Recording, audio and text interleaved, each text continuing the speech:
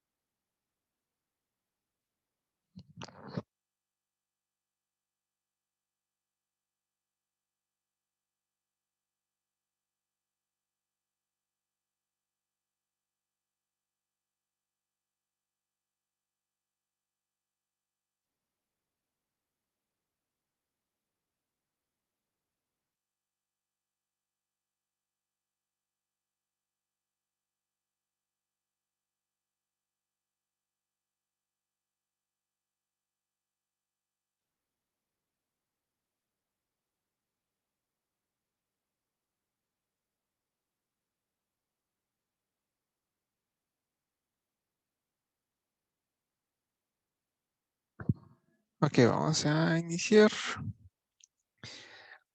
Ahorita ya les subí sus calificaciones al sistema de Medicaid, pero igual ahí me falta uno que otro ejercicio de algunos y igual hay correcciones que pudieran pues, surgir, ¿no? Vamos a resolver o ver la respuesta del examen de manera rápida. Ya deberían de poder ver mi pantalla. Sí, ya. Ok, el examen tenía 12 preguntas, nomás ahí había un error mío de numeración, había dos 5.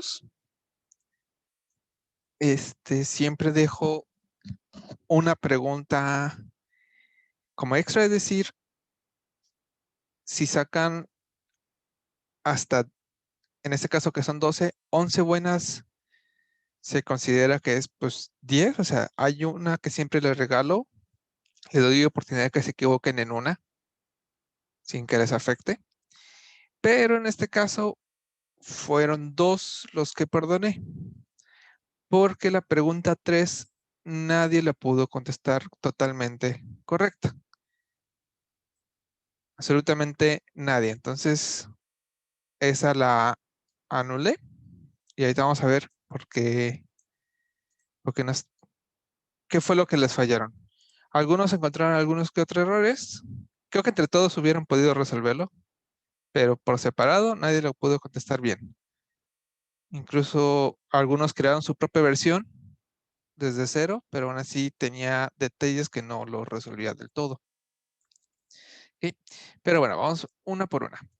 Entonces, la primera pregunta, ¿qué desventaja tiene usar una referencia contra un apuntador? Aquí la palabra clave era que la referencia se le tiene que asignar a quién va a apuntar en un inicio y no puede cambiar después. Esa es la gran desventaja que tiene la referencia. Una vez indicado que apunta a alguien, ya nunca se le puede cambiar a quién apunta. Y en cambio un apuntador sí puede apuntar a una variable, cuando quiera puede apuntar a otra variable e incluso puede crear memoria dinámica. Entonces aquí la palabra claves era que el apuntador puede crear memoria dinámica y que puede cambiar a quién apunta. La referencia no. ¿Ok? 2, ¿qué es una fuga de memoria? Una fuga de memoria es cuando utilizamos memoria dinámica y se nos olvida utilizar el delete. Así de siempre. Si no liberábamos la memoria dinámica o usábamos el delete, creamos fuga de memoria. ¿Qué significa? Pues es memoria RAM que la computadora ya no puede utilizar hasta que básicamente reiniciamos la máquina. Ok. De la 3 teníamos la función que se encarga de regresar bueno, no regresar, se carga de cambiar el tamaño de un arreglo. Recordemos que pues nosotros podemos crear un arreglo, por ejemplo, A es igual a new int, y con esto ya tengo un arreglo de 3. En este tipo de problemas que estamos hablando de una función, no hay que preocuparse de cómo lo van a utilizar, si lo utilizan de manera correcta o incorrecta. Siempre en ese tipo de preguntas, pues se supone que se utiliza lo correcto. Solo se tienen que enfocar en esta sección de la pregunta. ¿Ok? Entonces, ¿qué es lo que estaba correcto o incorrecto? Lo primero que estaba incorrecto es el retorno. Si observamos, regresa un int. Cuando, si leemos el código, tenemos que generar un nuevo arreglo que se llama nuevo arreglo, y eso es lo que está tratando de regresar. ¿Ok? Entonces, no va a poder regresar esto. Tiene que regresar un apuntador de int. ¿Para qué? Porque un apuntador de int, porque recordemos que un apuntador de int también es un arreglo, y es lo que estamos regresando. Ese es el primer error. Iniciamos, tenemos que creamos un nuevo arreglo del tamaño del nuevo arreglo deseado. Eso está correcto. Tenemos que crear un nuevo arreglo del tamaño deseado para poder ahí guardar los nuevos datos. ¿Okay? Aquí hay muchos que mencionaban que faltaba copiar lo del viejo al nuevo. Esto lo hace. Aquí copiamos del viejo al nuevo, pero hay algo importante cuando hacemos esto. Hay que copiar del viejo al nuevo hasta donde se pueda, porque puede ser que el nuevo tamaño sea más chico o puede ser más grande al viejo. Entonces, ¿qué le faltaba? Le faltaba aquí un poco de código. El que limitaba hasta dónde era el for, donde checábamos si Si el nuevo tamaño era más grande al tamaño viejo, entonces íbamos a recorrer en el for hasta el nuevo tamaño. En todo contrario, íbamos a hacerlo hasta el tamaño viejo. No, perdón, al revés. Si el nuevo tamaño es más grande, entonces podemos copiar todo del viejo. Si el nuevo es más chiquito, solo podemos copiar hasta donde le quepa el nuevo. Es decir, si mi arreglo era de 10 elementos y el nuevo es 5, de 5 elementos, entonces solo puedo copiar hasta el quinto elemento, porque no voy a tener espacio para los demás. Y si mi arreglo era de 10 elementos y el nuevo es de 20, entonces puedo copiar todo lo que tenía el viejo. Y con eso cambiábamos el for.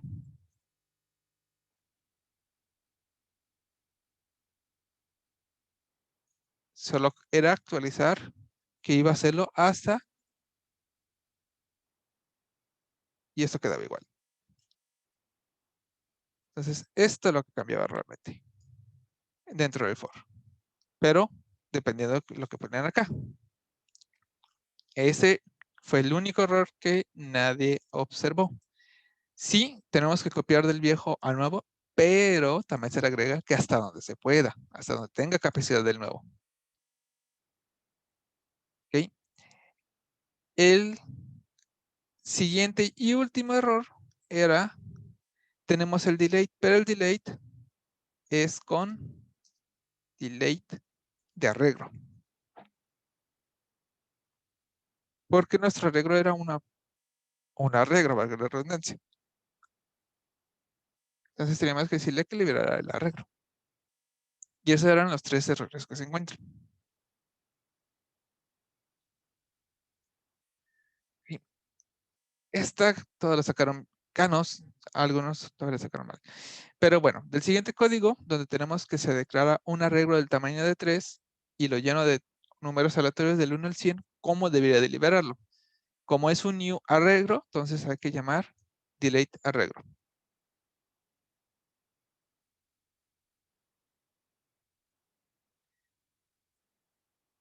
5, bueno, 5, 1, porque hay dos 5.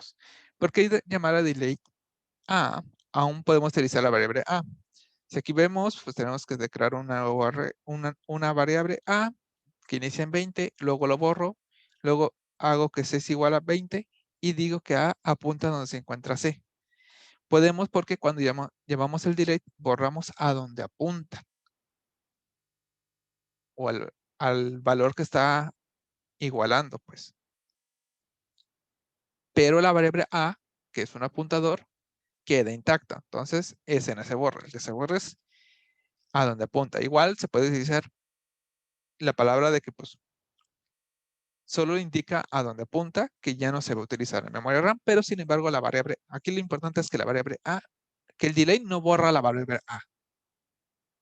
Sin importar cómo le hayan dicho, con que mencionaran que la variable, que el delay a no borra la variable a, está correcta. Esta, muchas la sacaron a medias bien. Vamos a ver por qué. ¿Qué valor imprimiría en a? Y explica que muchos solo ponían el resultado final. ¿Cómo obtiene el valor? Hay que leer pues muy bien el código. El resultado que nos regresa es un 20. La respuesta que no valía era, muchos contestaban o explicaban, ¿por qué? Porque en la función se le da el valor de 20. Esa no es una explicación realmente. Me dices que por ahí podría estar, pero no el por qué.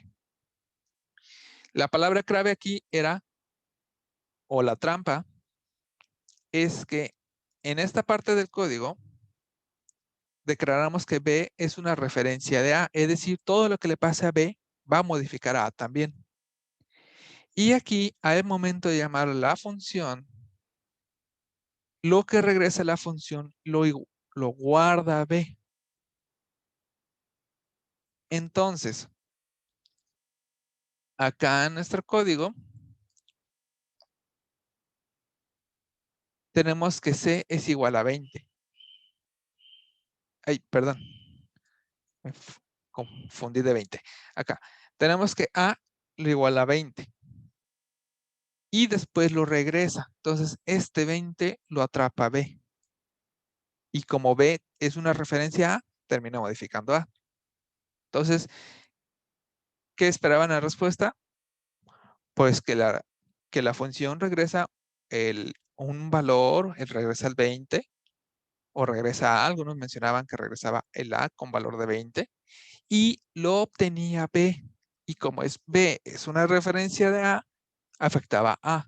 Entonces, tenían que mencionar que B, a través de B, estaba afectando a A.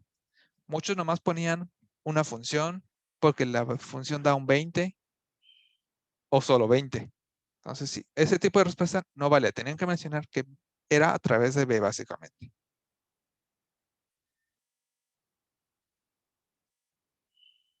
6.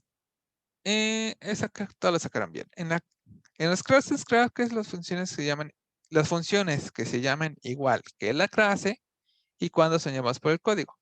Toda función que se llama igual que la clase y no regresa nada, esto es un constructor. Cuando se llama cuando se crea una instancia de la variable, ya sea así, o si yo tengo un apuntador, igual. En cualquiera de estos dos momentos, se llama el constructor automáticamente. 7. Una clase tiene 3 niveles de acceso: pública, privada y protegida. Indica quiénes pueden acceder en cada nivel. Pública puede accederlo cualquiera, así de siempre, ya sea la clase, hijas y la misma y el main. Luego tenemos, bueno, me voy a ir a protegido. Protegido es solo puede acceder la misma clase y sus clases hijas. Y privado, pues solo la misma clase puede acceder a ella. El único. Afecta quién puede llamar las funciones y las variables. Entonces, pública es todos. Luego sigue protegida, que es solo la misma clase y los hijos, y privado solo es la mismísima clase que lo tiene. 8. Si tengo una variable del tipo Pokémon, ¿cuándo puedo llamar a sus funciones como Pikachu, flecha, atacar, con flecha, y cuando Pikachu punto atacar? Usamos flecha cuando si mi variable Pikachu hubiera sido declarado como apuntador. Es decir, si hubiera sido declarado si Pikachu, entonces su función atacar se tendría que llamar así. Y, ahí escribí mal. Y con punto es cuando es del tipo estático o simplemente no es apuntador. Igual aceptaba esa palabra. Es decir, nomás se declara así. Entonces,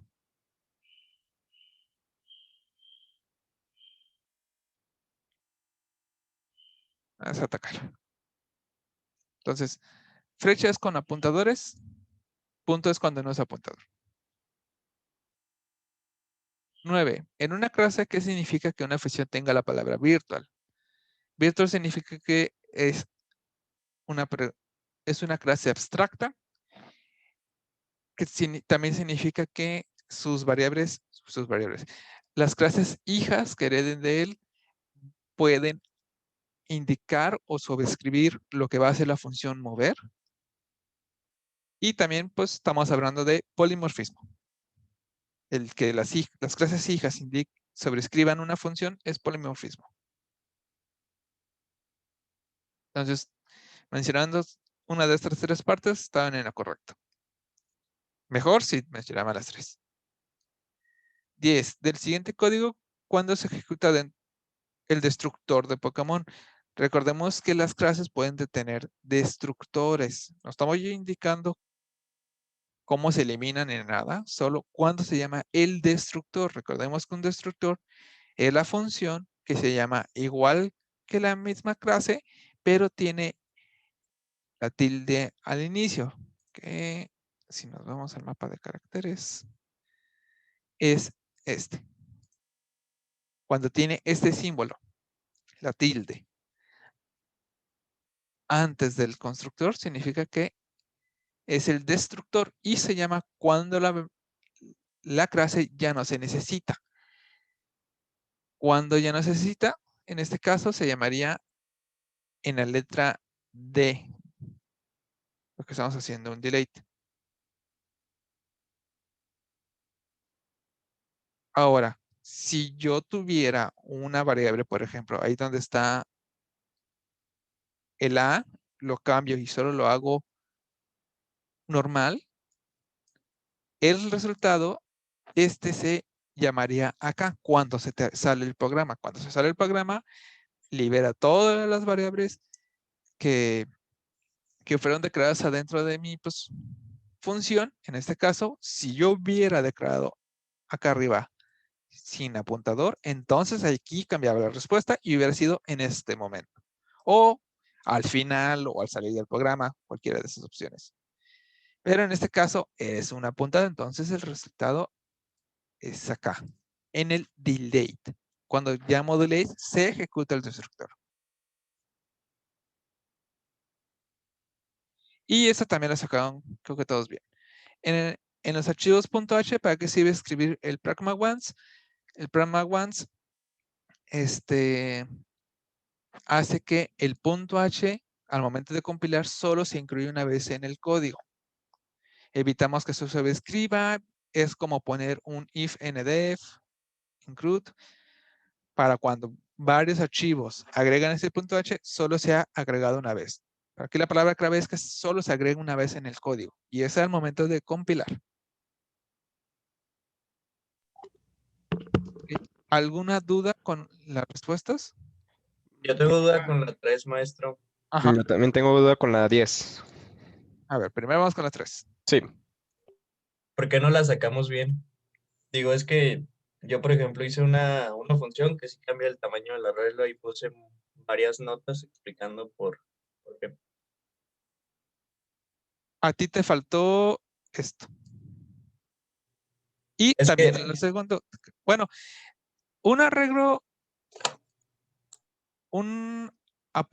de int es igual, o sea, un vector viene a sustituir justamente esto.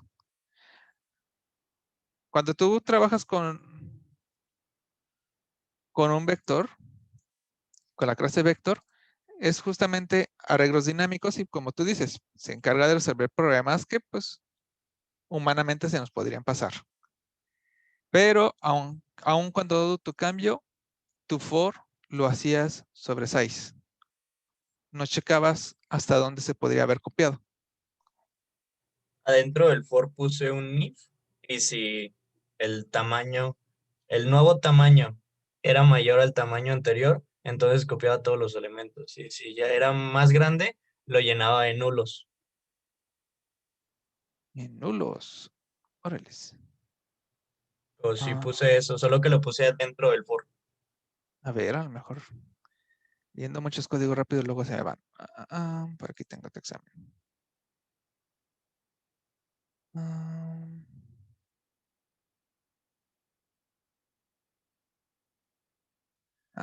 Tienes razón.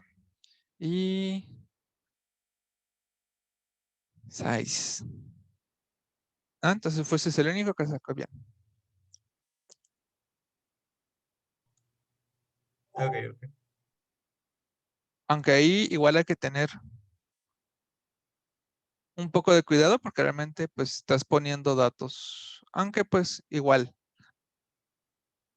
es un apuntado, entonces solo estás esperando. Pero en la casa si hubiera sido un arreglo dinámico, llenarlo con nulo o con cero hubiera sido correcto. Pero en el caso del vector, el vector tiene la capacidad que tú le puedes indicar, por ejemplo, quiero que tenga la capacidad, por ejemplo, le dices, quiero que tenga la capacidad para 10 elementos, pero tú solo lo llenas hasta el 5. Eso sí te lo acepta. Tiene una función que se llama, cuando lo declaras, puedes indicar qué tamaño ya quieres que tenga una vez definido. Y no es necesario que lo llenas desde el golpe. Eso podría servirte también. Ok, qué padre. ¿Y por qué? ¿Cuál sería mejor, maestro? ¿Utilizar un vector o utilizar un arreglo clásico? Lo mejor es un vector. Ya usando bien, es un vector clásico. Pero justamente en la tercera parcial vamos a ver las diferencias o cómo funciona internamente. Porque hay diferentes maneras de manejar como arreglos dinámicos. Entonces, el, Ok, ok. el vector trabaja como un arreglo dinámico, pero con una desventaja y ventajas que nos vamos a meter con más detalles en la tercera parcial. Nada más ahí sí, aquí en el caso de este arreglo, lo que hacen para como rendimiento y lo que hace vector es que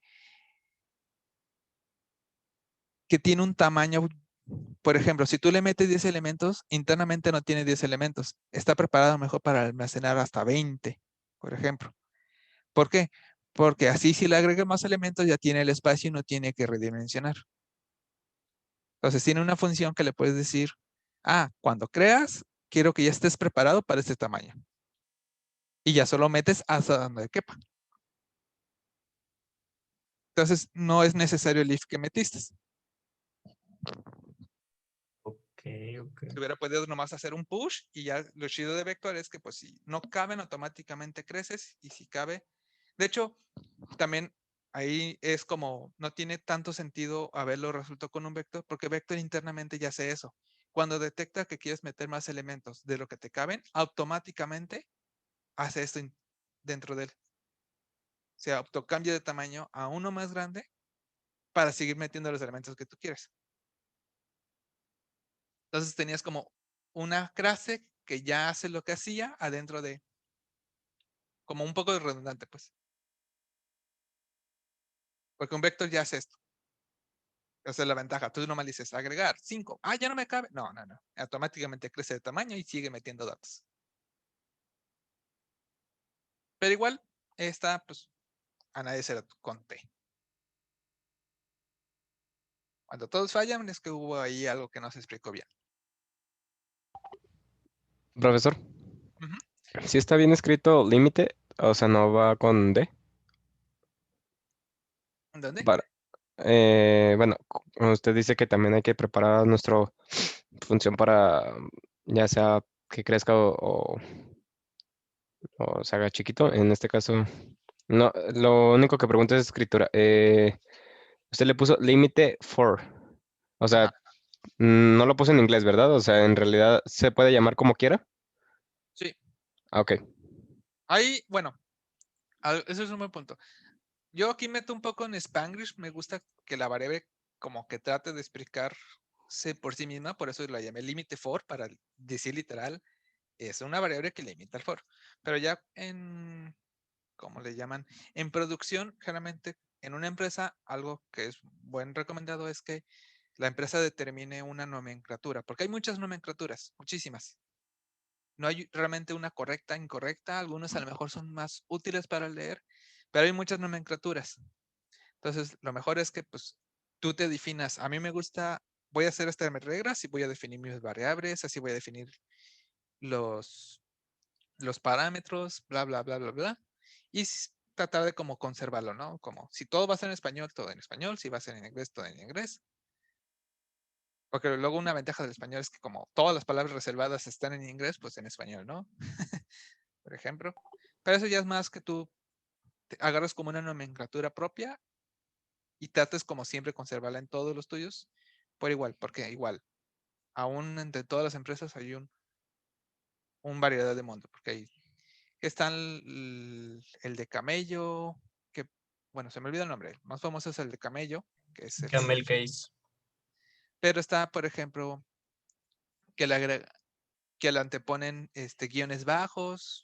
Por ejemplo, a mí me gusta ponerle al inicio guiones bajos para indicar que es un parámetro. A algunos les gusta poner guiones bajos al final para indicar si es una variable dentro de la clase o fue declarada dentro de la función. Puede diferenciar. Que todo minúscula y solo usar guiones bajos, por ejemplo. Ya depende de cada quien. No hay como uno como perfecto, es más, lo mejor es como, aquí trabajamos con este protocolo y pues sobre ese protocolo trabajamos. Nomenclatura más bien. Lo preguntaba por si limited era una palabra reservada, así como la excepción de swap que usted nos había explicado. No, en este caso no. Ah, ok. Gracias. Y bueno, yo tengo una pregunta en la 10. Ajá. No era la 10. Es que como yo la corregí, sí, para su caso sería la 9. Ok. ¿Puede repetir cómo dijo que significa, bueno, la función virtual?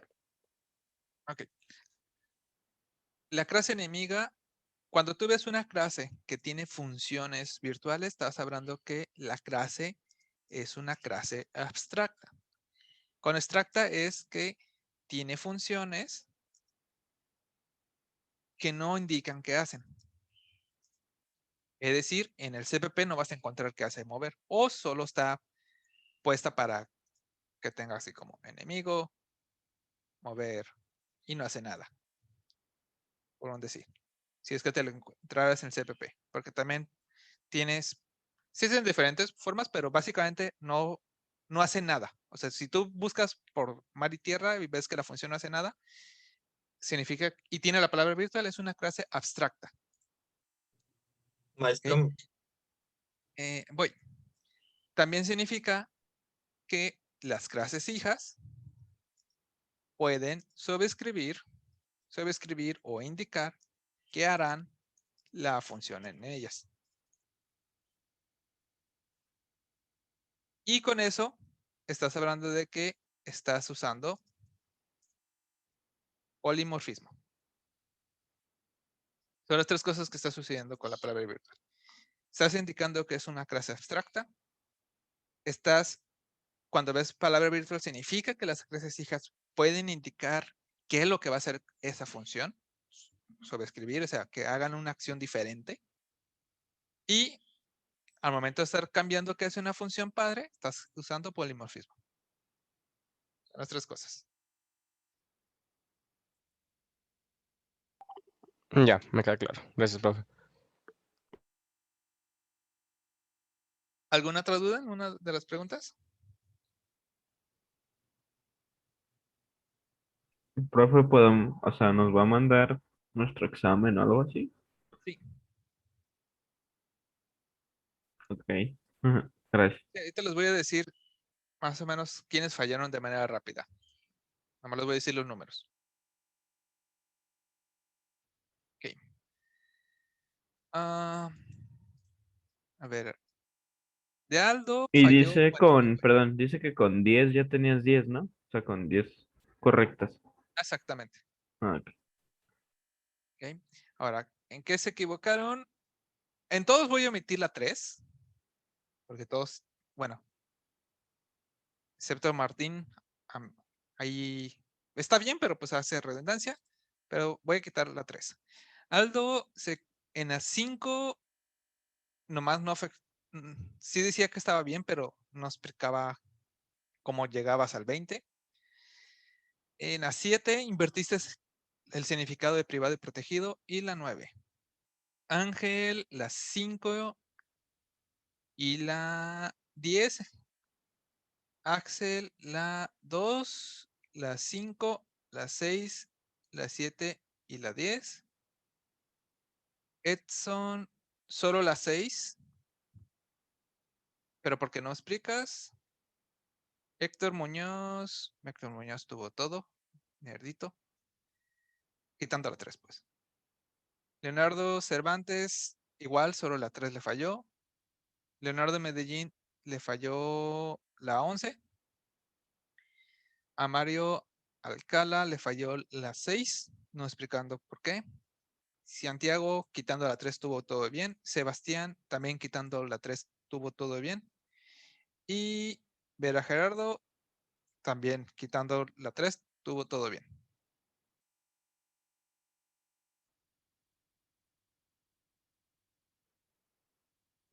Ok, gracias. Maestro, Ajá. tengo una duda de la 9, porque Déjame volver a abrir. 9. Ajá. he leído en muchos libros y he tenido la oportunidad de trabajar en C++, donde explican muchas veces que una clase abstracta es aquella clase que tiene al menos una función virtualmente pura, pero cualquier clase puede tener una función virtual, solamente que eso no la hace abstracta. Solamente si es virtualmente pura, eso quiere decir que el método virtual además no tiene definición, está igualado a cero. Ujú. Solamente en esas situaciones se le llama una clase abstracta, puesto que solamente en esas situaciones estamos obligando a las clases derivadas a sobreescribir. Y en las demás pueden sobreescribir si quieren o no. Y al mismo tiempo podemos agregar una definición a la clase que tiene ese método virtual. Ya.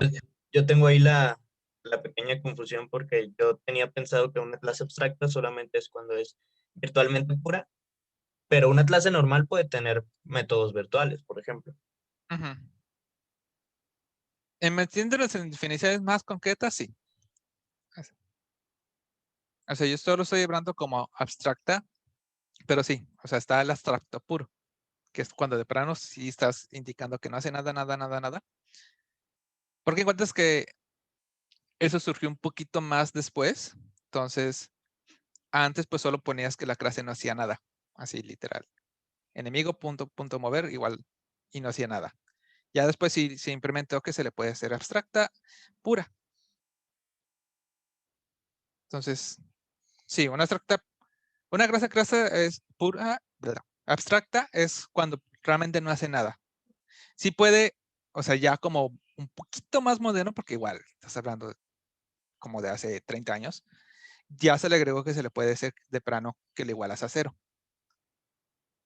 Entonces yo me voy todavía un poquito antes, así como cuando todavía no existía eso, pero sí, tienes toda la razón.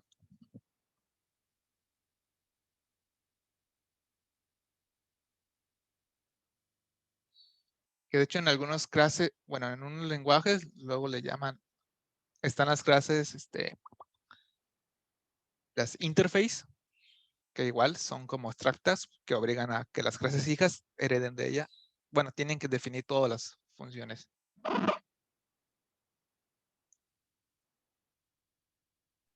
Y es más que nada como un modelo para las Ujú. clases hijas. Así es.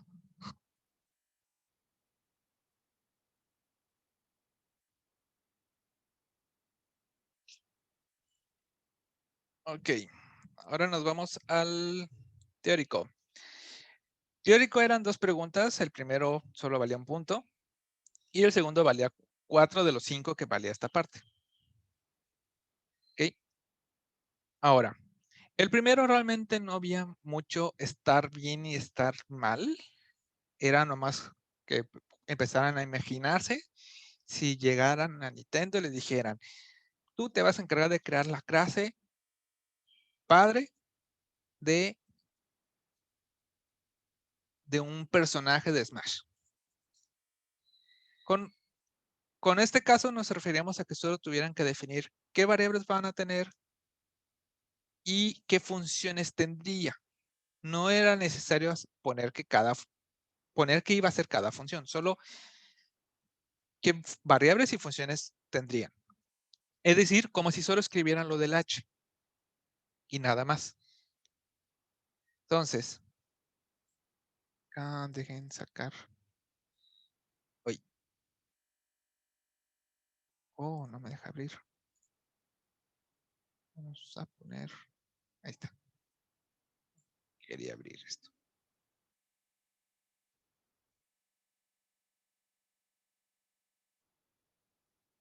Entonces, nosotros podríamos crear nuestro clase personaje Ese sería nuestro punto H.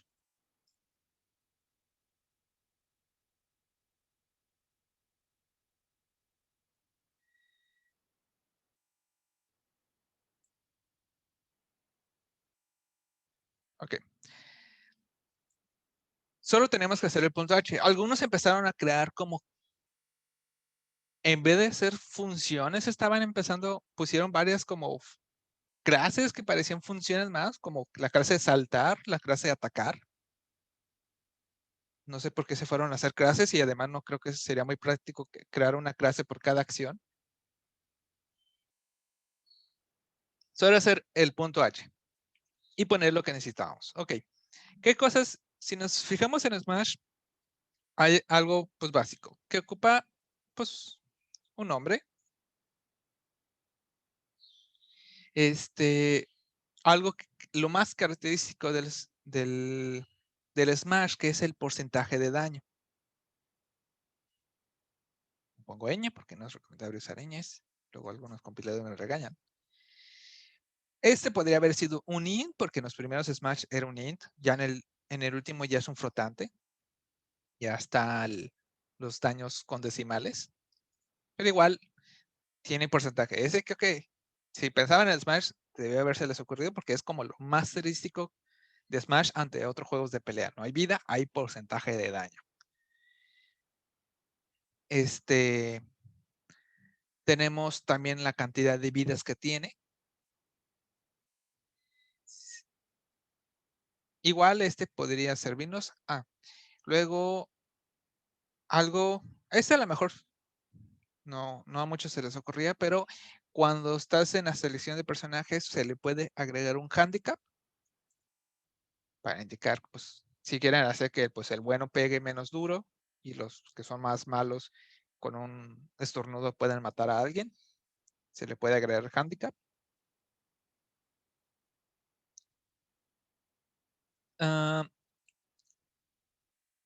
Entonces, tenemos el personaje. Igual vamos a sacar acá. Ay, ok. Ok, tenemos las vidas, tenemos el porcentaje, tenemos el nombre. Y con eso, pues ya, a lo mejor de manera, pues solo como, pues indicando como si existieran, podemos tener una referencia al modelo. También tenemos las caras, o podría ser un UI, o sea, referencia a su UI para que puedan actualizar los datos. ¿Dónde están las vidas y el porcentaje, principalmente? Para que pueda estarle comunicando cada vez que pues, tuvo un cambio su porcentaje. A lo mejor podían llamarle sprite, también se valía. Igual, esto solo era como pues, imaginarnos, ¿no? Como no tenemos cosas definidas, pues puede ser muy variado entre todos.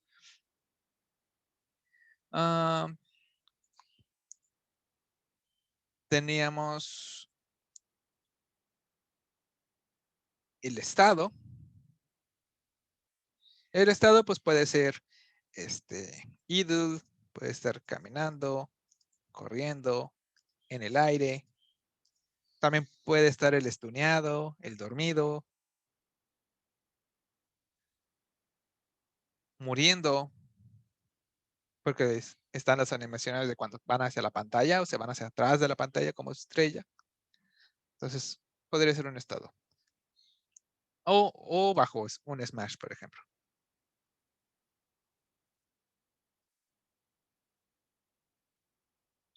Ya sea que están haciendo el Final Smash ellos o están bajo un Final Smash. Y por ahí a lo mejor podrían salir otras. Y pues funciones. ¿Qué tipo de funciones tendríamos? Tendríamos por nuestro buen mover. Podríamos tener atacar. Y ya a lo mejor atacar pues está todo. Algunos el atacar lo movieron, que igual creo que hubiera sido muy conveniente pues tener, por ejemplo, OB, down B, right B, left B. Pues el morir, final smash,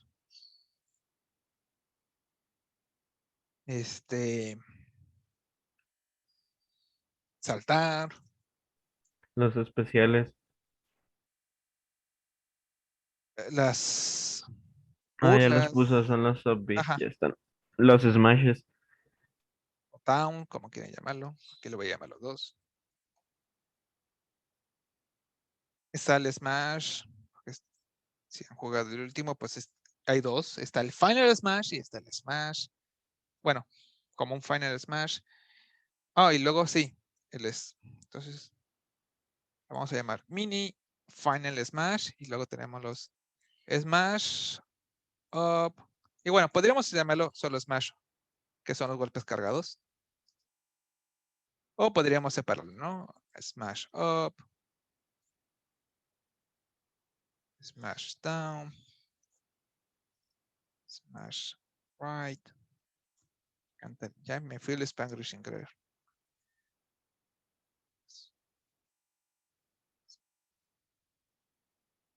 Mm,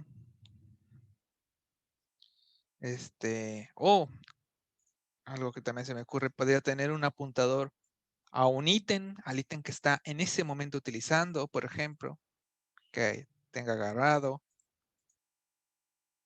Entonces con eso estaría el usar el ítem. Y así. Realmente no había respuesta correcta e incorrecta, solo con que empezaran a jugar un poquito con crear variables y funciones. Ya si se empezaron a crear clases, pues sí, ahí ya estaban un poco más fuera de contexto. Pero sí, era solo, pues aquí empezarse a imaginar, ok, si yo tengo que hacer esto, ¿qué tipo de funciones imaginaría que necesitaría tener el padre? Igual algunos pues sí le agregaron que tendría que ser virtual, las funciones. Pero ahorita, pues, la verdad, no tomé en consideración si lo pusieron o no.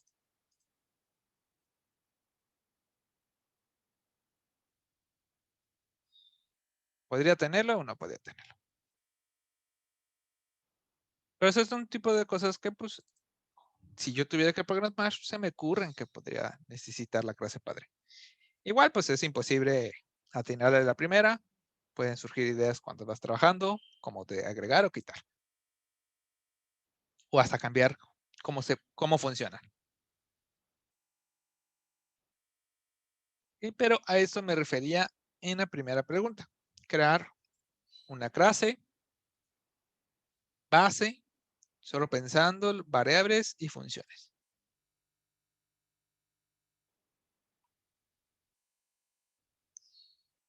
Creo que el town solo hubo dos que se les ocurrió. Pero bueno, ahí son extras. Uy, hay algo que ya se me ocurrió. El shield. Bueno, escudo. Estamos en español.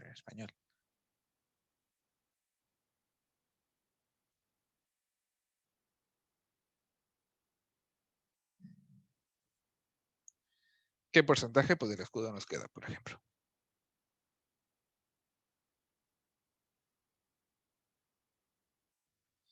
Y en el segundo, crear una clase figura que tenga la función abstracta de float calcular área y crear tres clases que hereden de la clase figura: rectángulo, circunferencia y triángulo. Cada figura va a requerir que la variable privada, la rectángulo, bueno, que sus variables sean privadas, perdón.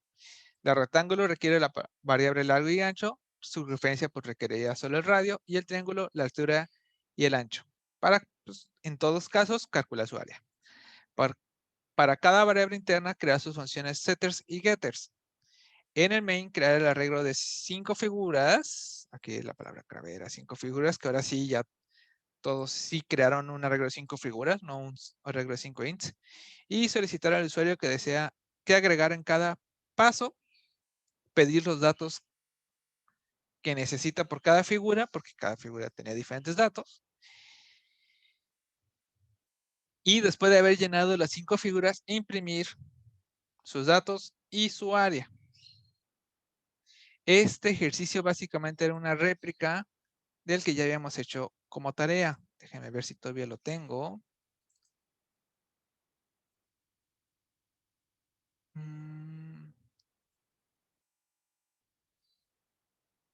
Creo que es este. Si no, ya lo borré porque luego borro mucho de lo que estaba haciendo.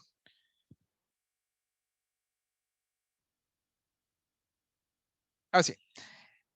Básicamente era la clase enemigo que hicimos.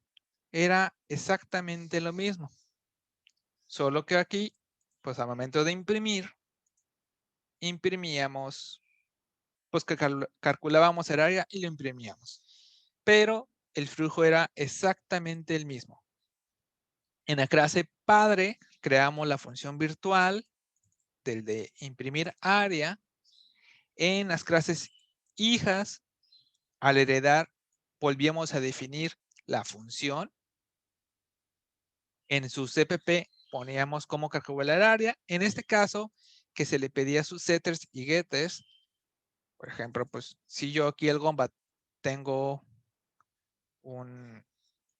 una vida, con setters y getters significa que tengo que crear la función setVida, por ejemplo, y tendría que haber creado el getVida. Entonces, esos son los setters y getters, es crear la función para poder asignar valores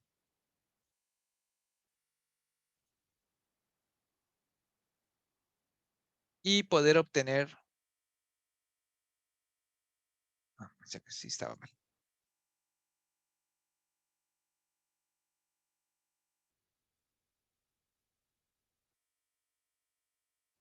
Este es el get, el getter, el get de vida y el set de vida. Entonces era crear algo así por cada variable que tenía. Entonces el cuadrado era. Oh, ya moví. El rectángulo tenía largo y ancho, entonces era crear la función para asignar el largo y el ancho. Algunos pues lo simplificaron creando uno por cada uno y uno para mandarle a los tres. Aceptable. La circunferencia solo ocupaba el radio y el triángulo ocupaba altura y el ancho. Y ya el cómo usarlo desde el main, pues era básicamente crear.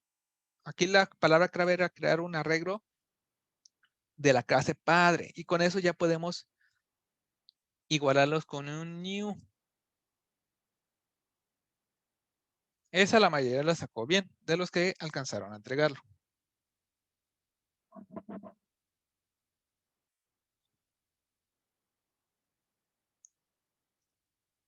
De ahí, notas especiales.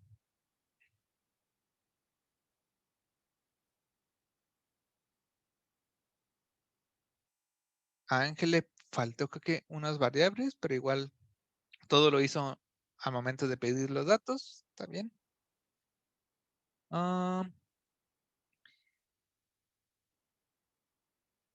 Leonardo Medellín, ahí tú habías creado, por ejemplo, en el caso del enemigo, sigues utilizando clases Gomba, sí creabas el new, pero al momento de trabajar con el new, en vez de que tú trabajaras con tu Gomba y aquí, por ejemplo, llamaras setVida, era solo trabajar sobre la misma que ya habías creado, es decir, cambiar lo que tenías. Bueno, más fácil. Antes de igualarlo, era más fácil si esto, por ejemplo, lo igualabas a un apuntador. Y aquí pedías los datos. Porque vi que en vez de hacer esto, nomás lo simplificabas, poniendo aquí new Gomba, pero estabas utilizando otra variable para obtener datos. Pero el problema es que son dos variables diferentes. Entonces, lo que le estabas asignando a una variable no le iba a afectar a la que estabas declarando con el new. Entonces funcionaba, pero a medias. O sea, funcionaba para parecer que sí resolvías el problema, pero si te hubiera pedido que los conservaras y más adelante los usaras, pues no iban a tener ningún dato tus figuras. Qué detalle. Y pues algo importante era hacer el delay. En este caso, se fue declarado así, el delay era a través de un for, elemento por elemento.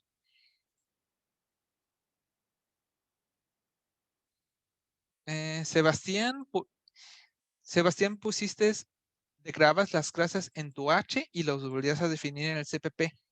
O sea, en el CPP solo va lo que hacen las funciones que hayas escrito en el H. En el H pones la clase, las funciones, por ejemplo en el Gomba, y las variables. Y solo en el CPP pones qué hacen esas funciones. No tienes que volver a definir la clase Gomba. O cualquier clase.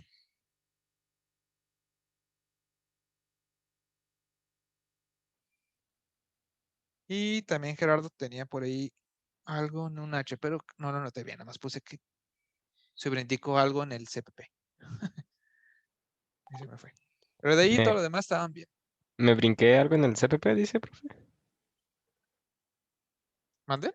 ¿Me brinqué algo en el CPP? No, creo que pusiste algo repetido en el CPP. Algo de Oh, más. Pero yo creo que ya estaba dormido y nomás sobrepuso algo en CPP. No puse qué. ok.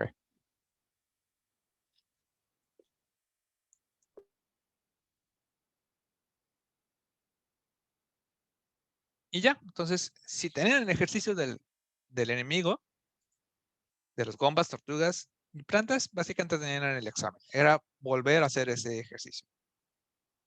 Totalmente.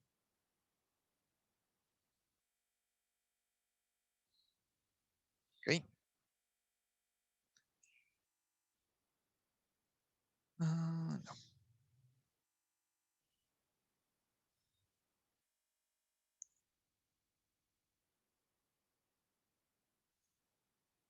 Entonces, con eso tienen sus calificaciones. Igual, terminando la clase, les voy a poner cuántos tuvieron por separado. Eso se me pasó a pasárselos. Se los voy a mandar en privado por Discord. Cuántos tuvieron de ejercicios y cuántos del examen. Pero con eso se pueden dar una idea.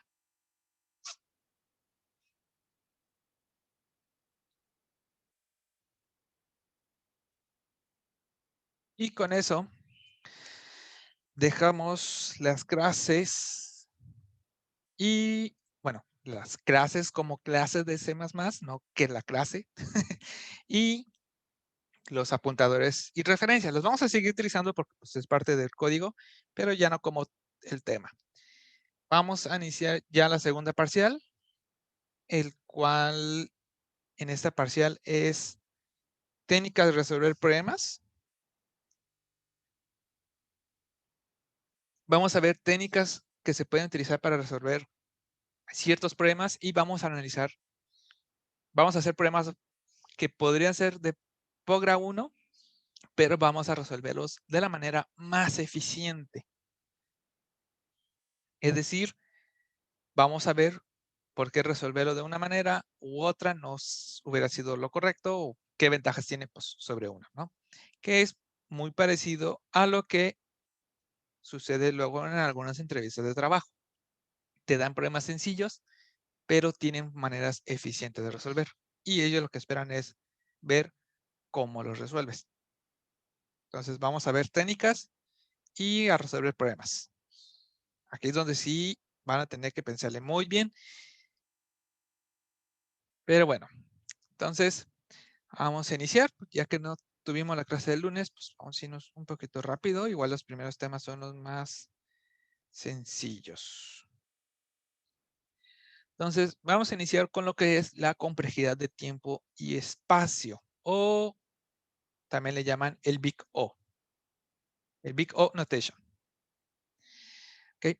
Entonces, una ventaja y desventaja de la programación es que sin importar el problema, muchas veces tiene muchísimas formas de resolver un problema. Es decir, aún un simple, por ejemplo, contar del 1 hasta el 10, por ejemplo.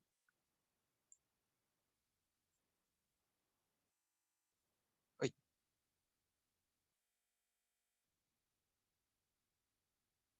Por ejemplo, si tengo aquí mi main. Por ejemplo, si me piden imprimir del 1 al 10, podría imprimirlo así.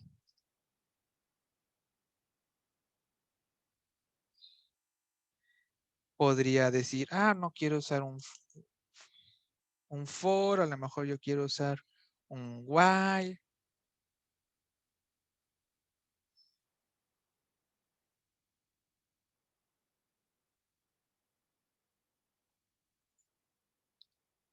A lo mejor no quiero usar un while, quiero usar un do while.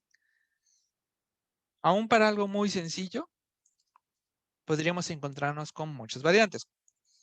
Con algunas con sus ventajas y desventajas, pero hay diferentes formas de resolver hasta un simple problema, ¿no? Entonces, aún sin importar el problema, entonces vamos a encontrarnos con muchas formas. Algunos a lo mejor su forma de resolver pueden entrar en conflicto a lo mejor con la nomenclatura que se espera en la empresa o algo así, pero ahorita no nos vamos a meter con ese tipo de cosas. Ahorita nos vamos a meter en lo que hace el código y cómo lo hace. ¿Ok? Entonces, ahora, volviendo. Ok, entonces, cualquier problema, aún muy sencillo como imprimir del 1 al 10, puede tener diferentes variaciones. Pero aparte de esto, dependiendo de cómo lo resolvamos, puede tener una complejidad en tiempo y espacio. ¿A qué nos referimos con estos dos términos? Nos referimos que aun cuando yo lo haga así, a lo mejor y resuelvan el mismo y me regresen el mismo resultado, dependiendo de cómo yo lo haga, van a requerir diferente tiempo de procesamiento. Diferente tiempo de procesamiento. Ok, en otras palabras podemos decirlo lo rápido, que igual en lenguaje máquina, bueno, en programación, hay veces que el tiempo es tan minúsculo que no lo podemos notar por un decir, a lo mejor este lo resuelve en 0.01 segundos y a lo mejor este método lo resuelve en 0.02 segundos, por un decir. Entonces yo puedo decir que este método es más rápido, aunque sea nada de tiempo que en mi ojo no lo va a notar. Profe, perdón, creo que le puedo hacer tantito zoom al código. Claro. Gracias.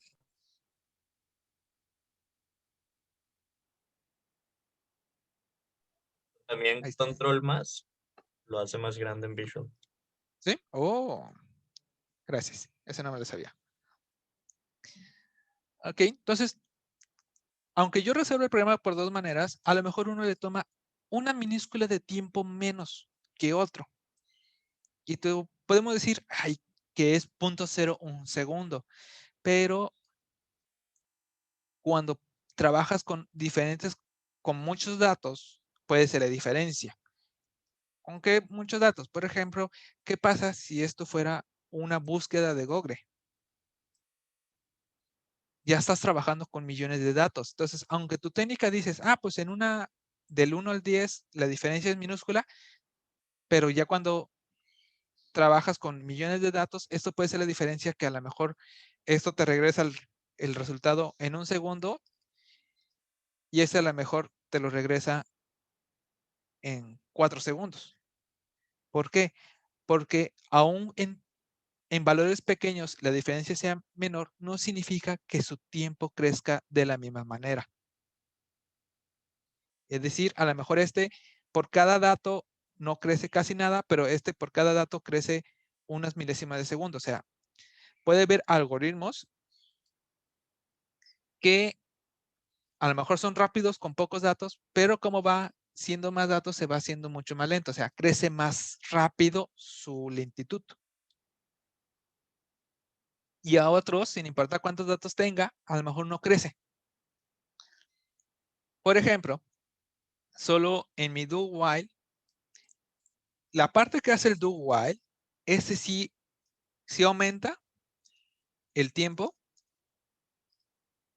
según hasta donde yo quiero hacer el i menor n, es decir, esta parte. Entre más grande, pues más lento va a ser el do while. Pero sin embargo, no importa si yo lo hago hasta el 10, hasta 100,000, hasta 20 millones, por ejemplo, esta línea de código siempre va a ser igual de rápida. Siempre es el mismo tiempo. Solo esta parte de línea del código, por ejemplo, no importa. Si yo lo hago hasta el 1,000,000, 1,000,000,000,000, o solo lo hago del 0 al 5, esta línea de código siempre le va a tomar el mismo tiempo. Pero esta parte del código sí va a crecer en tiempo, pues junto con n, ¿no? A lo mejor suena lógico, pero es cosas que tenemos que ir pensando. Entonces, el cómo va creciendo su lentitud, eso es lo que le llamamos complejidad de tiempo. O en inglés, o más popularmente lo van a encontrar como el Big O, que es cómo va creciendo a través. Y eso mismo aplica para la memoria RAM. Sabemos que esta a lo mejor funciona con 0.01 segundos, ¿no? Pero a lo mejor usa 10 de RAM. Y a lo mejor este es más lento, pero solo usa 1 de RAM. 1 megabyte, perdón. Nada más estaba diciendo números, pero sin qué.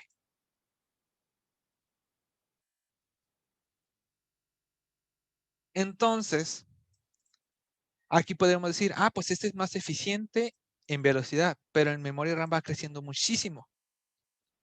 Entonces, si me dijeran, tu programa tiene que correr en un microchip, posiblemente este algoritmo tendría que utilizar, porque los microchips no tienen casi memoria RAM.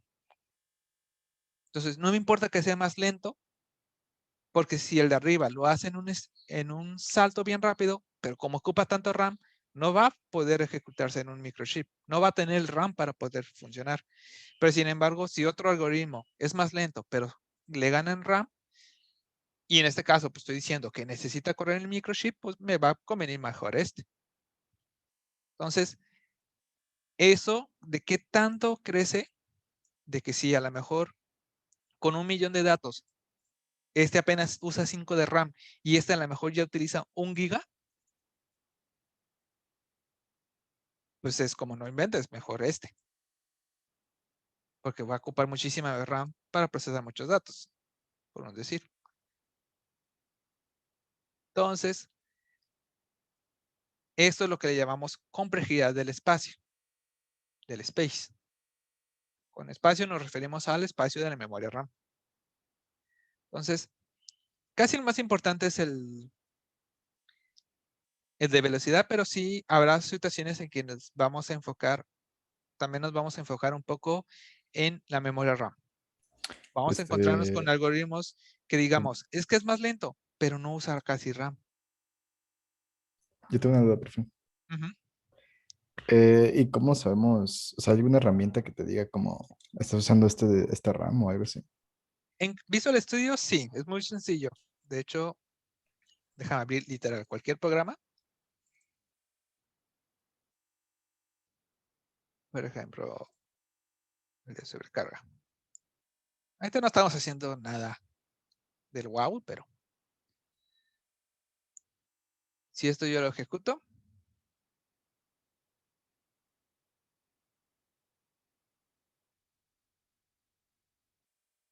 esperemos, y acá está.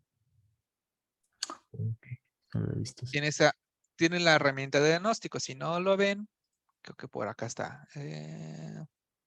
Por un lado está. Suele salir por sí solo, suele. Me ha tocado que a veces se pone ingenioso y no sale. Pero por un lado está para sacarlo. Creo que está en... Bueno, igual, creo que todo lo deben de tener, pero si no, lo buscamos más al fondo. Pero si no lo ven, hay una manera de sacarlo. Y aquí, por ejemplo, me está diciendo que estoy utilizando 788 kilobytes. Ni siquiera llego al RAM. 1 mega, perdón. De hecho, aquí también puedes ir viendo cómo crece, porque a veces cuando tienes fugas de memoria dinámicas, nomás ves cómo esta gráfica va haciendo esto. Y ves cómo este número va creciendo y creciendo y creciendo y creciendo. Y el procesamiento, pues igual, aquí le metes. Básicamente dice que estoy usando el 0%. Pero también, pues si ya estás haciendo varios cálculos pesados, pues verías que hiciera esto. A lo mejor. Entonces, aquí puedo hacer pruebas rápidas. Igual, ¿cómo lo puedes probar? Pues bueno, primero, por ejemplo, pues si tengo un for que va de 0 a n, primero voy a ver cuánto RAM usa si lo hago del 0 al 10 y ya veo que cuando mucho creció 1 mega. Ok, ahora lo voy a hacer del 1 al 100. Ay, creció hasta 5 megas. Ok. Y así vas haciendo tus diferentes pruebas. Son pruebas de rendimiento. Solo vas poniendo muchos datos así. A ver, voy a poner ahora 5 millones y ver qué tanto creció. El de la RAM sí es como se procesa y en ese tiempo pues te estás fijando y vas anotando, ¿no? Y el de velocidad, hay funciones, por ahí ya lo han usado en el random. Recuerden que tenemos la manera de comunicarnos con el reloj del sistema. Entonces, a lo mejor que le dices, ¿qué hora es? Y te dice, pues son las 8 de la mañana con 17 minutos. Te lo diré en milisegundos, ¿no? Pero ahorita quiero meterme, por ejemplo, en algo más humano. Te dice, pues aquí era esto. Ok, lo voy a ejecutar. Y acá cuando termina lo vuelvo a llamar. Y te vas a dar cuenta que dice, pues son las 8 horas con 17 minutos con 2 segundos. Bueno, y también te regresa milésimas. Muy exacto las máquinas. Y acá pues hace lo mismo. Ok, entonces voy a volver a ejecutar este. Y ya este te dice, pues eran las 8 con 3 segundos y terminó cuando ya llevabas 10 segundos. Entonces aquí ya ves, entonces esa es otra manera, cuando ya quieres ser muy específico. Hay funciones, en todos los lenguajes hay funciones que te permiten imprimir el reloj de la máquina y con eso puedes determinar qué tan rápido fue tu código. Y ya pruebas, ok, esto tardó con 10, ahora voy a hacerlo hasta el 100,000 y voy a ver cuánto tarda. Y ahora hasta 1,000,000. Son varias pruebas. Pero esas son las maneras de, como ahora sí, probarlo. Viendo la memoria RAM que usa tu código con el panel de Windows o con el de Visual Studio. Y tiempo, generalmente utilizas el del código.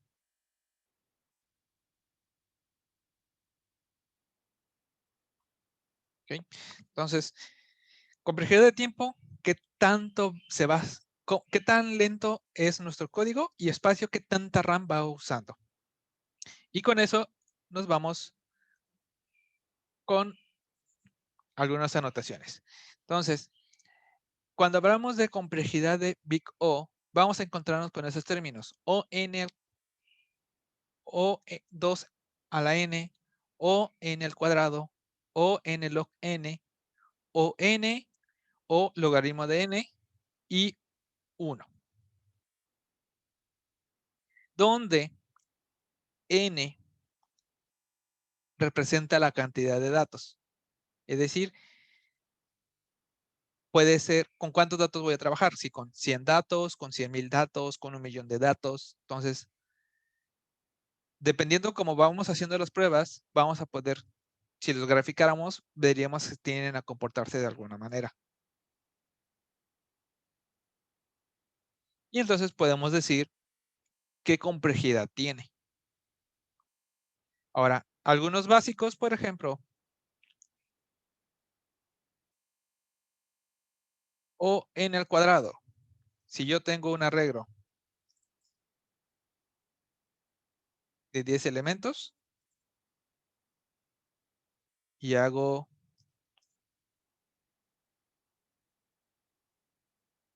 un for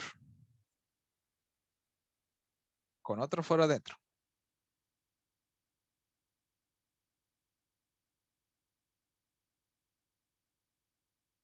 Y aquí pues hago algo, ¿no? Código. Entonces, 2 fors anidados van a crecer a la n a la 2, dependiendo de cuántos datos. Si pongo, ¿por qué? Porque si son 10 con 10, 10 por 10, estás hablando que con 10 elementos harías 100 iteraciones. Con 100 iteraciones, 100 por 100. Gracias. Entonces va creciendo muy Son rápido. 10,000, ¿no? Ah, sí. Oh, no, ya te solté. Es lo malo de este programa.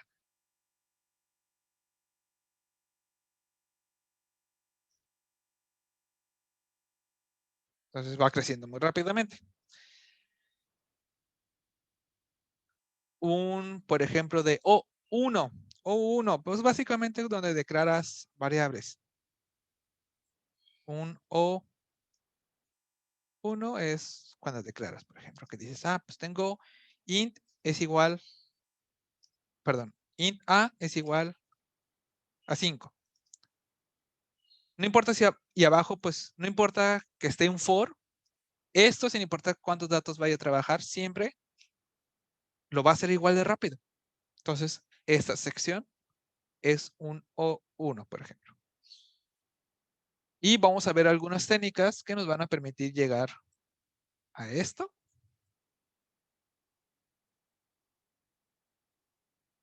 O a esto. Y vamos a hacer a partir de aquí.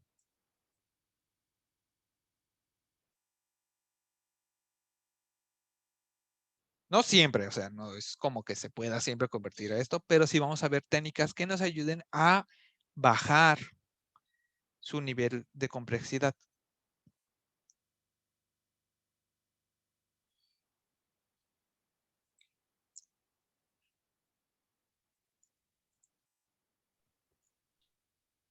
Ya que veamos un poco mejor los ejemplos, vamos a ver cuáles sí serían de esto. Pero por ahorita, de lo que conocemos.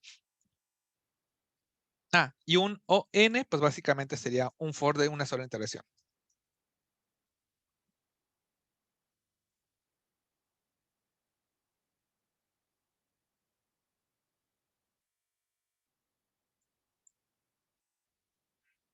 Entonces, hay veces que algo que resolveríamos con un for, si lo mejoramos, podemos bajarlo a un log n, y algo que hacemos en dos for anidados, a lo mejor lo podemos bajar a n de log n. A lo mejor. Igual hay otros. La verdad, no soy experto para calcular esas cosas, pero sí son como los básicos y generalmente cuando optimizas uno de estos, bajas para el otro.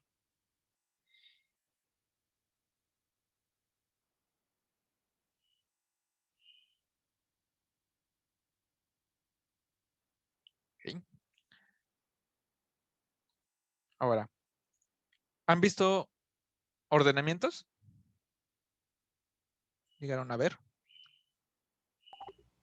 No.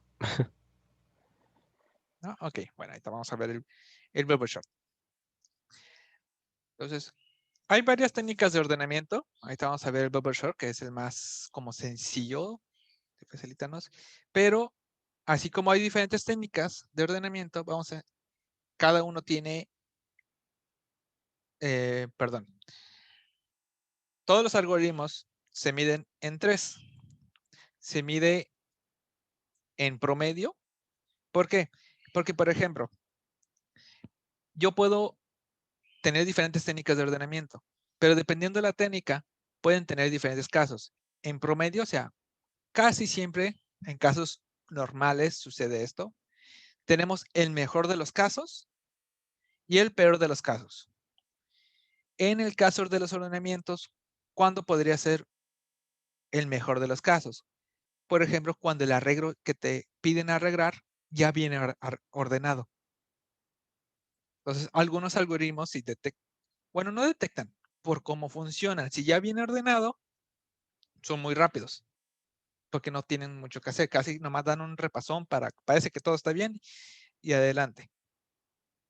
Pero hay algunos que, por ejemplo, el peor de los casos es cuando el arreglo viene ordenado, pero al revés. Si tú lo quieres del más chico al más grande, a lo mejor te lo envían el que te lo están mandando ya viene ordenado para al revés, del más grande al más chico. Entonces tiene que invertir todo y a lo mejor el algoritmo, por cómo funciona, no es muy bueno para eso. Entonces, le llamamos el mejor de los casos cuando por el algoritmo tiene una situación que funciona de maravilla. El peor de los casos, cuando por mi algoritmo tiene una forma que si el dato así viene, es como, no, ¿por qué viene así? No. Y pues es mucho más lento. Pero fuera de eso, pues, ok, está el mejor caso, está el peor de los casos, pero ya en uso cotidiano, pues nunca siempre va a venir ordenado peor. Le llamamos el, pues en general, ¿no? Un arreglo que de verdad viene totalmente aleatorio, sin totalmente generado en números aleatorios, pues esperaría que tuviera una velocidad de este tipo, un average. Maestro, entonces el más rápido es el counting sort para cualquier tipo de arreglo. ¿Cuál? El counting sort, el último. El problema del counting sort es que usa mucha memoria RAM. El más eficiente es el quicksort en la mayoría de los casos. Y es el más popular que utilizan todos los sistemas internamente. Por ejemplo, C++, bueno, sí. Muchas clases, por ejemplo, hablando de la clase vector, luego ya tienen la función short de ordéname. Lo más posible es que utilice un quicksort por adentro. Porque en la mayoría de los casos es muy rápido y casi no crece en memoria RAM. Por eso es que quicksort, al no usar casi memoria RAM y ser rápido, es el más utilizado.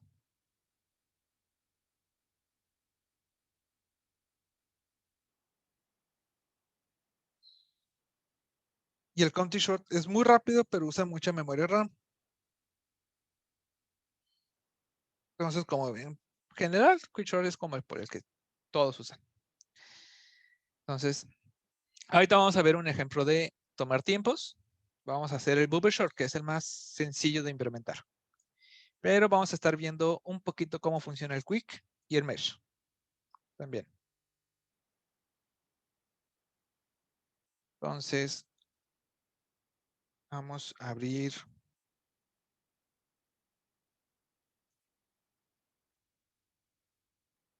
un nuevo proyecto.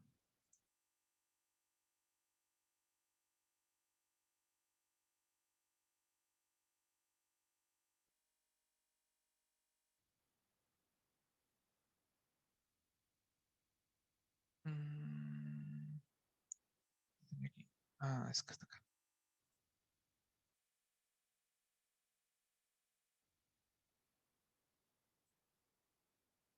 Y va a ser bubble short.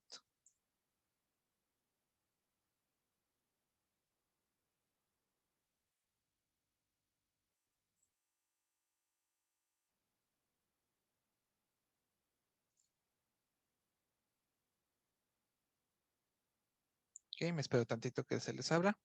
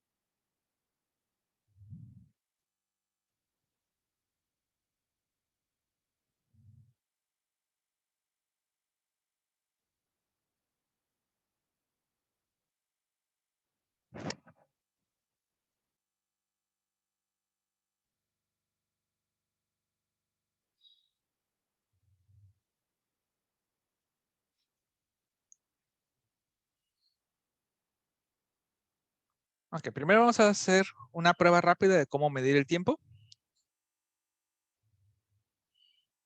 vamos a utilizar aquí una librería que se llama Crono, que nos va a ayudar a tomar el tiempo. Entonces, por ejemplo,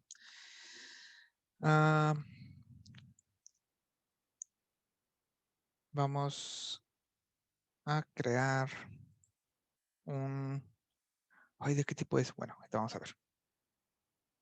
Crono... Puntos, high resolution.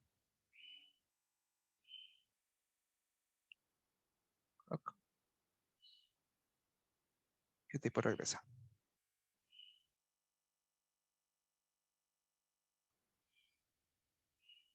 Un time point, ok.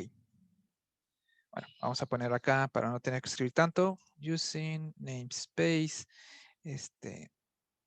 std. Using namespace Crono. Ok, y con eso puedo crear mi tipo. ¿Qué tipo regresa? Un steady croc.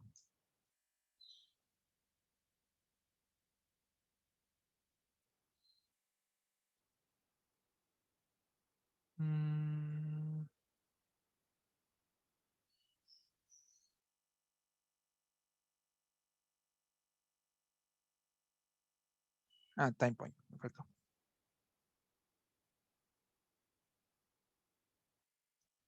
Ahí está. Aquí tomamos el tiempo. Y por ejemplo, puedo hacer aquí un build for. Ahí.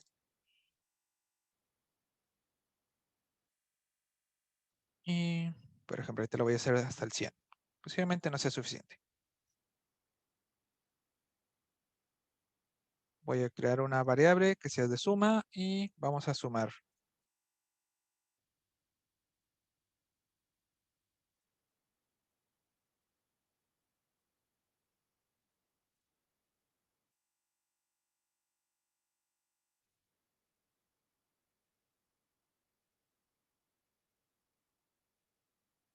Vamos a hacerlo con 2 fors.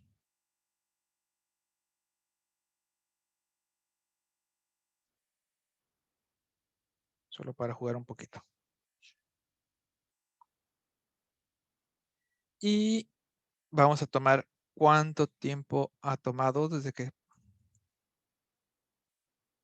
hizo eso. Time point. Igual. Aquí ya no sería necesario eso. Tomamos el tiempo final. Y hay que calcularlo. Y para calcularlo es un duration cast del nanosegundos. Y es final menos begin. Y esto regresa a una variable del tipo nanosegundos.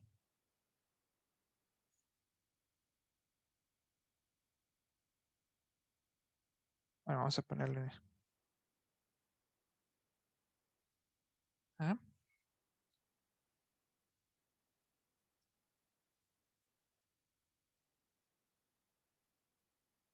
El tiempo que tardó fue.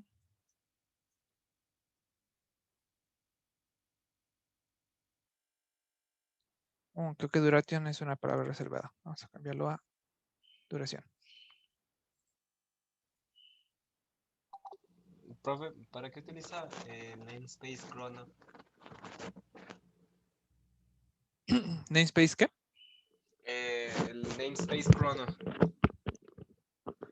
El Crono es una librería de C++ 11 que te permite regresar la hora del sistema, pero con precisión.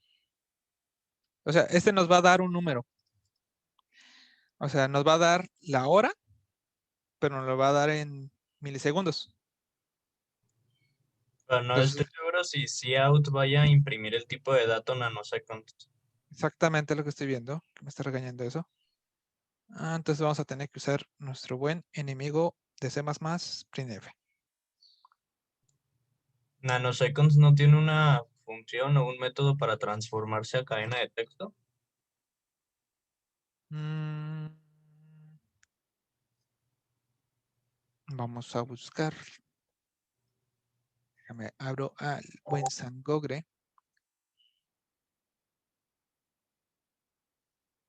Vamos a buscar. Sí. Sí. Es duración. Punto. Ay, lo perdí. ¿Dónde lo puse? Count.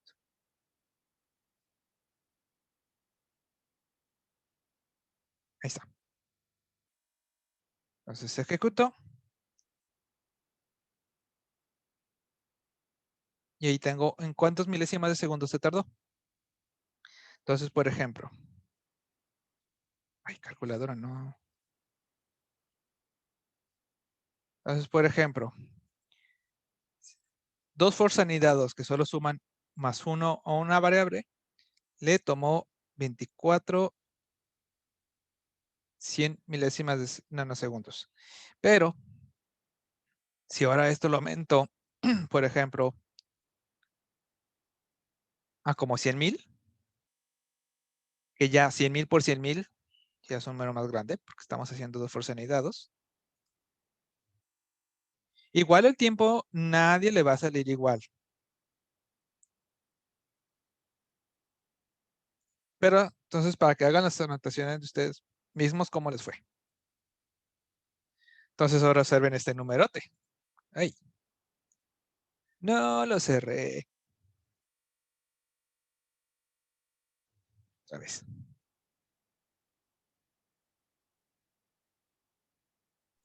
Creo que sí está más denso que los milisegundos, porque transformé el otro que era 2400 a Ujú. milisegundos y el bootle de for de 10 por 10 tomó 0.02 milisegundos.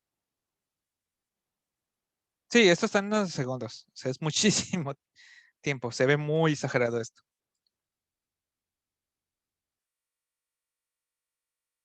Ya lo convertimos. 1, 4, 0. No. Ok.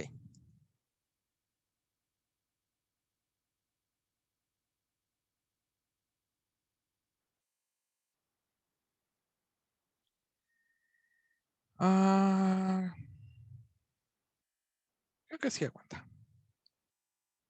Sí, bien. Vamos con milisegundos. Tiene segundos.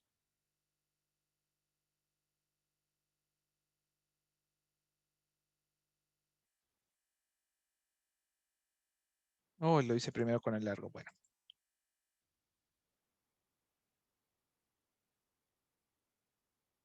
Profe, ¿esto en qué te la da? ¿En milisegundos? Dependiendo. Tienen nanosegundos y milisegundos. Ah, ok.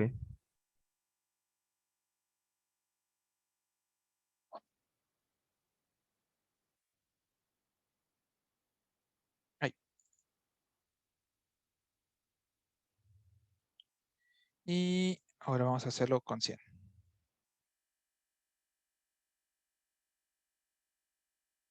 Oh, bueno, el problema, por ejemplo, con 100 es tan rápido que el mío no lo marca en milisegundos. Pero bueno, ahí pueden jugar. Igual lo anoto.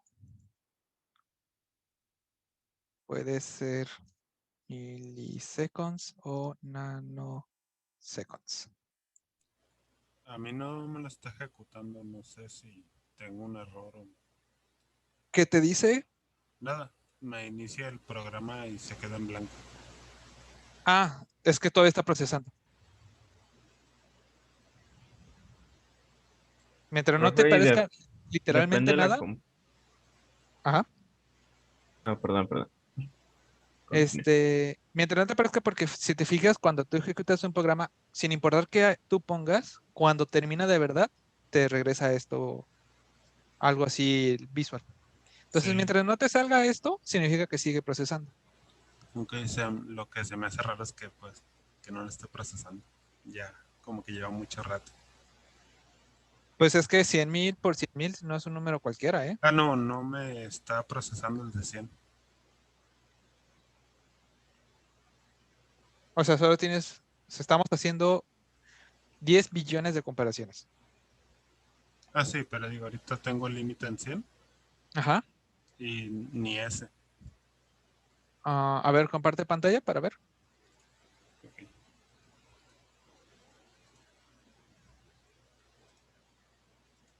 Profe, puede mandar el código al chat. Sí, ahí te lo paso. Gracias. Mm.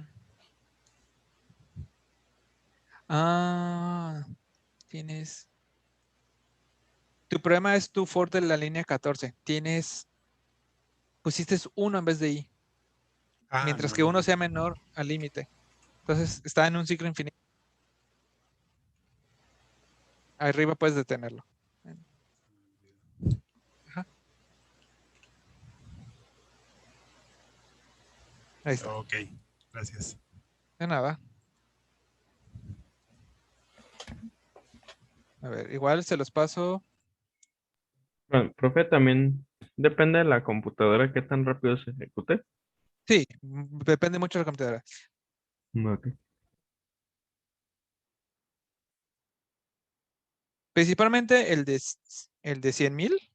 Va a haber computadoras que lo resuelvan en nada de tiempo y otros van a tomarse su tiempo. Me ha pasado que, por ejemplo, hemos hecho algoritmos donde una máquina lo resuelve en 1 minuto y literal el mismo código de la misma persona que se lo pasó a un compañero, pero su compu pues ya estaba tostadora y tardaba como 3 minutos, 4 minutos.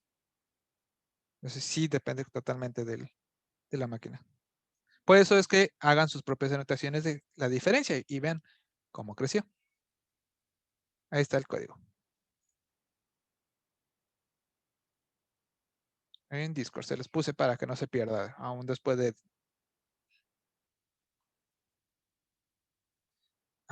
la clase de Zoom. Entonces, esto guárdenlo porque lo vamos a utilizar para poder medir algunos tiempos.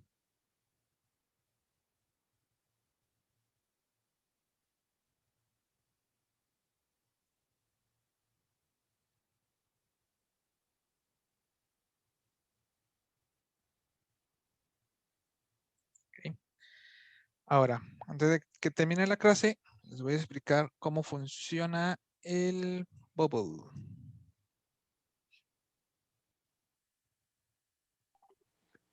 ¿Cómo dijo? ¿Cómo funciona el qué? El bubble chart. Ordenamiento burbuja. Ah, bubble chart. Va.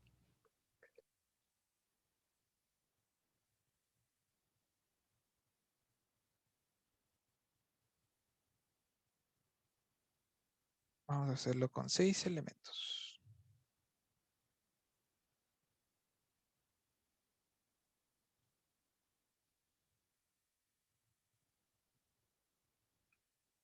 Entonces, por ejemplo, 5, 10, 3, 7, 1 y 9.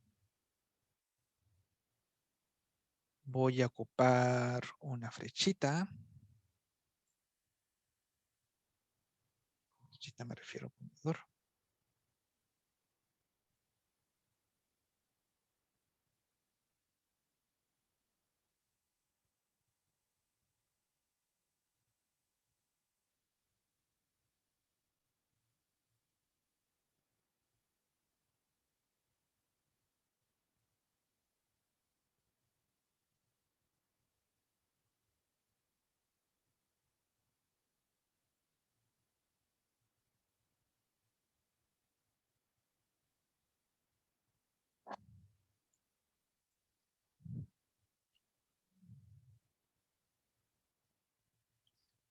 Ok, entonces, el bubble chart o el ordenamiento burbuja consiste en lo siguiente.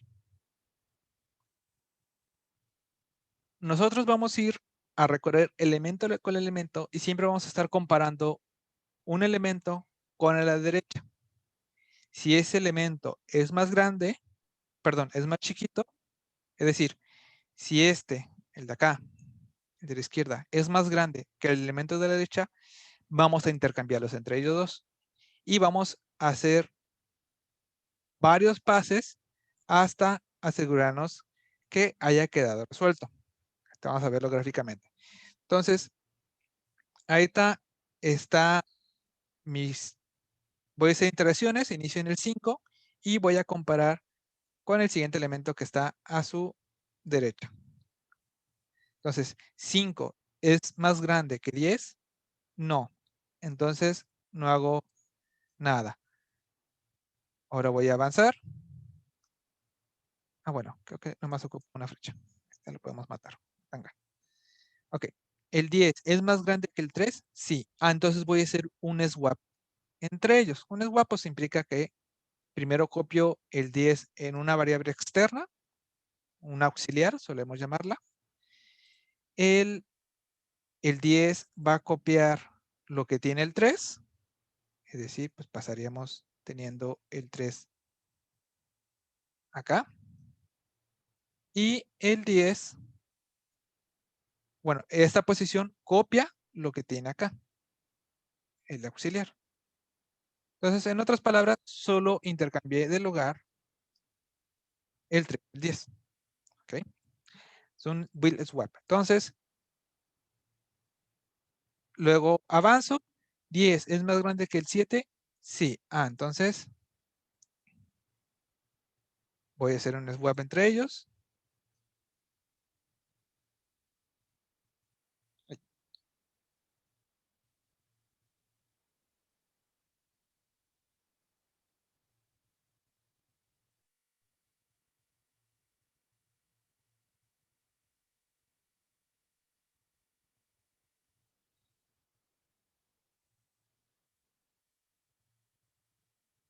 Ahora el 10 es más grande que el 1. Sí. Entonces vamos a hacer un swap entre ellos. Ah, no lo gires, no lo gires.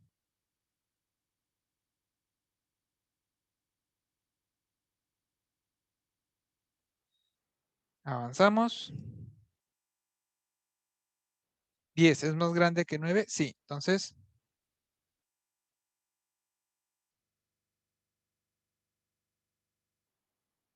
intercambiamos.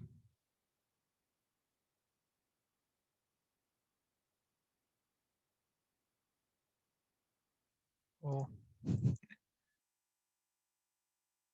No soy artista para mover esto rápidamente. Termino y volvemos a hacer el mismo ciclo. Empezamos otra vez desde el inicio y 5 es más grande que 3. Sí. Ah, entonces hago un swap.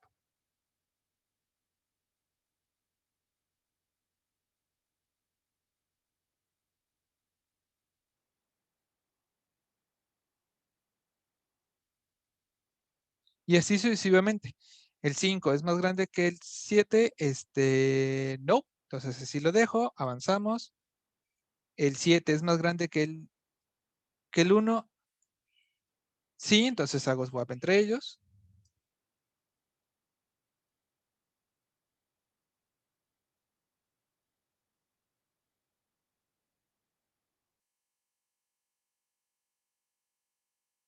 ¿7 es más grande que el 9? No. 9 es más grande que el 10? No. Entonces termino y vuelvo a empezar. Y así sucesivamente. Entonces, voy checando. Que voy a quitar esto. El 5 es más grande que el 1, sí. Entonces, tengo que mover.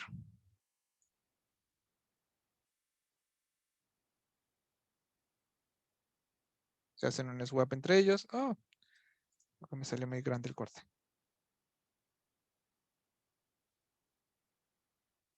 5 es más grande que el 7, no. El 7 es más grande que el 9, no. El 9 es más grande que el 10, no. Volvemos a empezar. 3 es más grande que 1, sí. Entonces vuelvo a checar.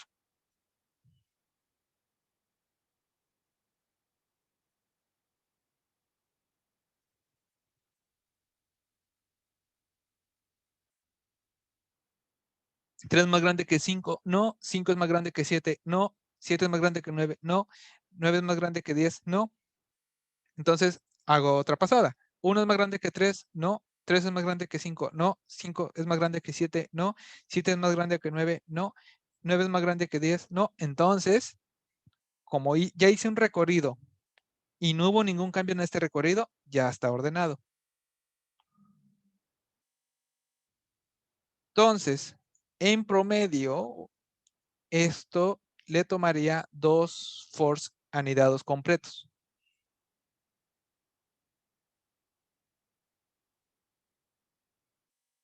Son los máximos que necesitaría para asegurarse que todo el ordenamiento está arreglado. ¿Cuál sería el mejor de los casos? Pues el arreglo ya viene ordenado. El peor, el arreglo viene, bueno, precisamente en el bubble short, si bien al revés, lo hace un poquito más rápido. Tiene que venir un poco ordenado extrañamente. Pero el mejor de los casos es que ya viene ordenado.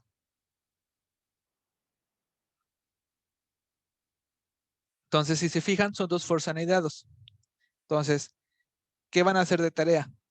Recreen el bubble short, o sea, que le manden un arreglo y lo ordene.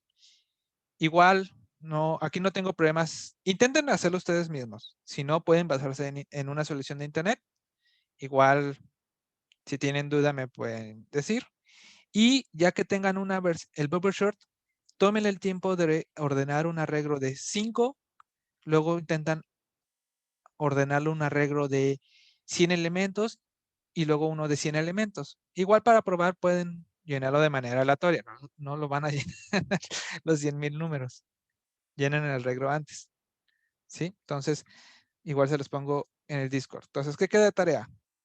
Queda recrear el bubble short y probar su velocidad en ordenar 10, 100 y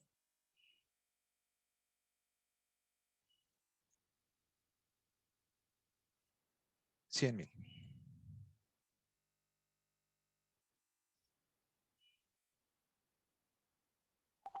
Profesor, una pregunta. Los trabajos enviados, bueno, es en su página y todo, ya no es necesario como identificarlos que digan ya parcial 2. No, Ok, ya moví todos sus archivos a otra carpeta y entonces ya están sus carpetas vacías de nuevo. ok, va. Gracias. Entonces, recrear el bubble short. Ahí no tengo, trátenlo como práctica, resolver ustedes mismos. Si se atoran, pueden basarse en internet. Pero quiero que hagan la prueba de 10, 100 y 100,000. Y parte de cuando me suban su código, pues me pongan anotado. 10 me tardó en mi máquina tanto tiempo, no sé, 10 segundos. El de 100 ya le tomó, no sé, 200 segundos, milésimas de segundos, perdón. Y el de 100,000 le tomó 1 minuto, por un decir. Sí, quiero que me Profe, pongan ahí anotado cuánto les tomó en cada caso. profe, en Ajá. el que hicimos ahorita me dice que cero, o sea, me pone un cero nomás, ¿está bien? Sí, eso significa que lo está haciendo tan rápido que el de milisegundo no aguanta. Pero si lo cambiamos, a mí me pasa igual, mira, si lo hago con 100, fue 0. Está bien. Entonces, lo cambias a nanosegundos y ya con nanosegundos sí alcanza ya a imprimir de datos. Porque es tan rápido que es menos de 1 milisegundo. O sea, menos de 1 milisegundo. Es muy rápido eso. Ok.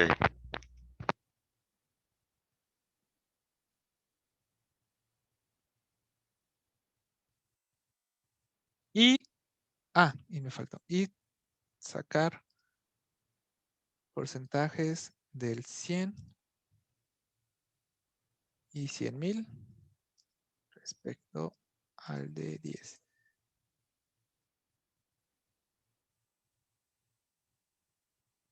Con sacar porcentajes me refiero que qué tanto se tardó. Por ejemplo, aquí sería, si 10 es 100%, 200 sería un número más chiquito, por ejemplo. 20. Entonces estaríamos hablando que sería el 200% del tiempo del de 10. Y hasta a lo mejor ya dicen, ah, pues le tomó el 600%.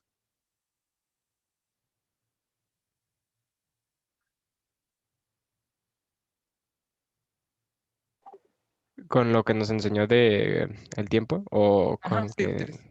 Ah, ok. Eso ya es solo regla de 3 realmente. Una vez tenido los tiempos, usan la calculadora y pueden calcular qué tanto aumentó. Bill regla de 3. Pero dentro del programa, ¿verdad? No es como que le mandemos como una Ah, no, esto me lo captura. van a anotar porque el tiempo va a ser, yo no sé, yo no tengo su máquina para probarlo en su máquina. Entonces, ustedes mismos prueben en sus máquinas los tiempos y ustedes mismos sacan el porcentaje y lo dejan ahí comentado. Va. ¿Va? Porque quiero saber cómo les fue con sus pruebas en sus máquinas.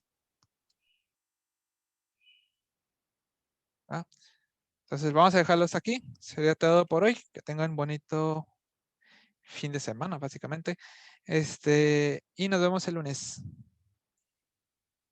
Va. Gracias, Sale, profe. Gracias, Gracias, profesor. profe. Gracias. Nos vemos. Bonito día. Profe, Ajá. los que faltamos de mandarle lo del ejercicio 2, ¿se lo mandamos? Sí, por favor. Ah, está bien. Gracias, adiós. Y ahí les actualizo su calificación. Ok, gracias, adiós. Gracias, nos vemos.